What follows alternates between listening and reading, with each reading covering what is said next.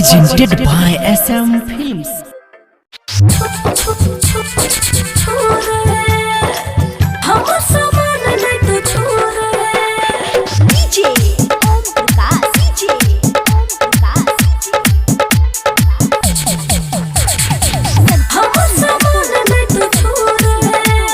Singing by Amod Alvela.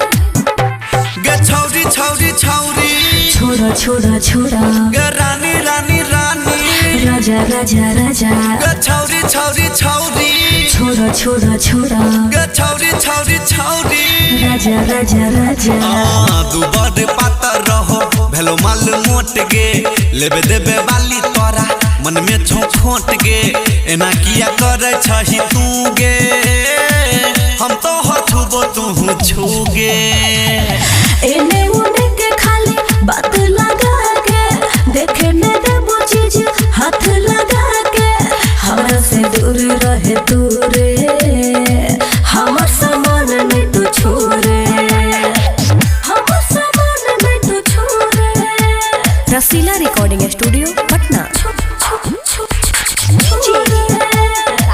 हमर सामान नहीं तू छोड़े। हाँ इतना कैले चढ़बै छागे दिन दिन अपन बढ़बै छागे नहीं धरै छा नहीं धरबै छागे उल्टा सीधा हमरा बढ़बै छागे एना नहीं कर तू हमरा जर ले जल्दी हाथ में पकड़ कर कर कर एने उने के खाली बात लगा के देखे ने देबो चीज हाथ लगा के हमरा से दूर रहे तू रे हमर सामान नहीं तू छोड़े। हाँ दुबर पातर रहो भेलो माल मोट गे एना किया करे छही तू गे हम तो हथुबो तू छूगे हमर सामान नहीं तू छोड़े।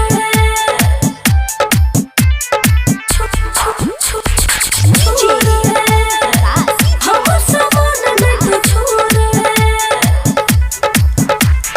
के दिन छो तोरा एहन सीख नियत तोहर नहीं लागे छोटी आदत जे नहीं रहतो जे नीक आगा हो तो बढ़तो कले माल फरेस मलिक राकेश कर तोरे श्री गणेश।